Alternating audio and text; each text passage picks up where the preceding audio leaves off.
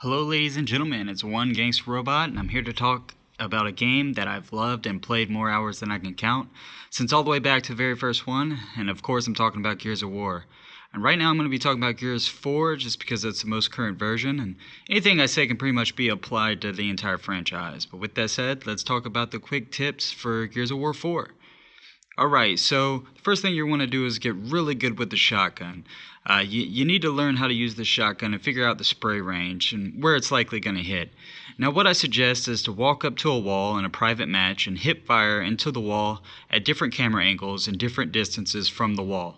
This will really help you to start to gauge where your spray range is going to be located and where you're going to be playing, and take a look at the clip and you'll notice I have a really good idea on where my spray range is and where it's going to hit whenever I'm in a shotgun battle.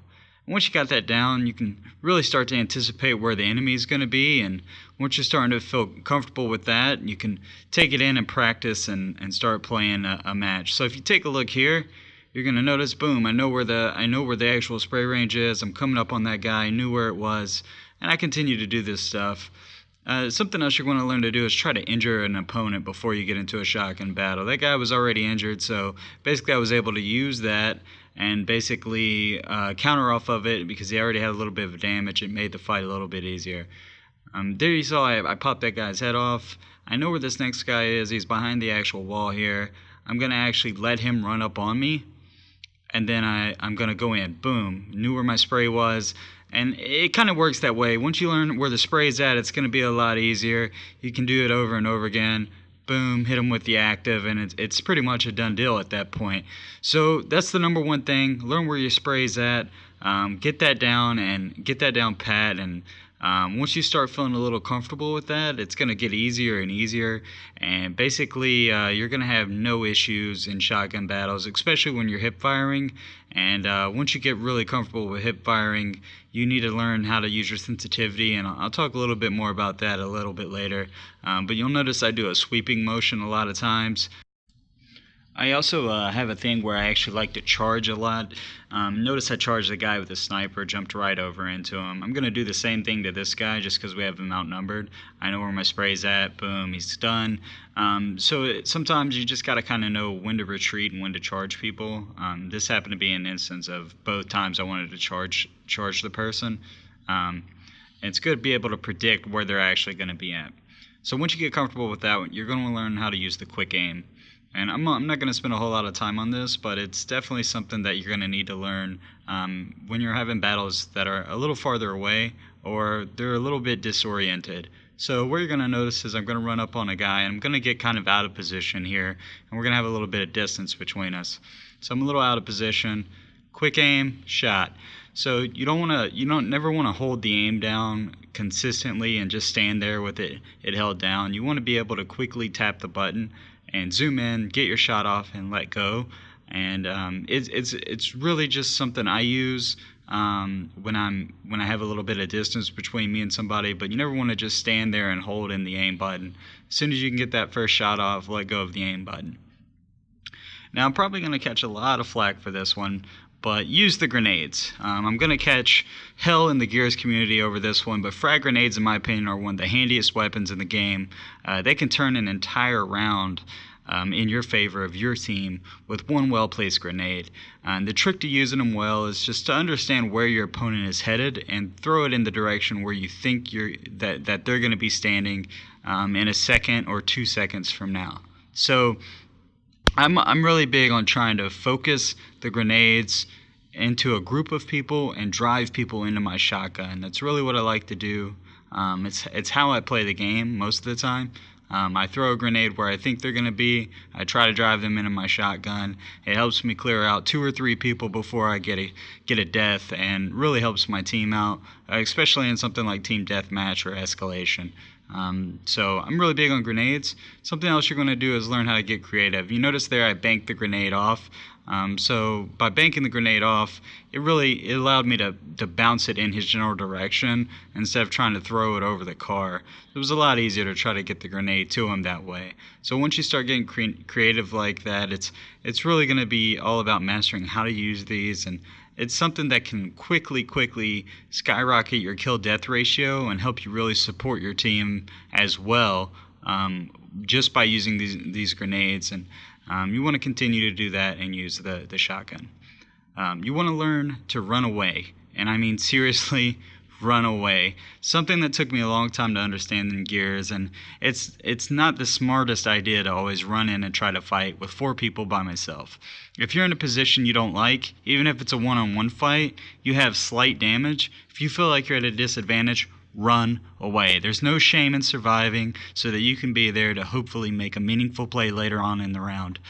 You know, it's just one of those things where if you don't feel comfortable, you should back out. Notice how I back out here just because I didn't want to take that fight in the tower. It's going to end up actually leading to me killing this guy. He comes down, I knew where he was going to fall. So it can really make the difference on whether or not you're going to win a round or not. So one more time, this is a practice of running away. I have somebody here, he runs to his teammate, I didn't like it. I active reload, I run away, I turn, I know they're coming, boom, sweeping motion, and then I'm basically going to come in and actually end up winning this round because of the fact that I ran away.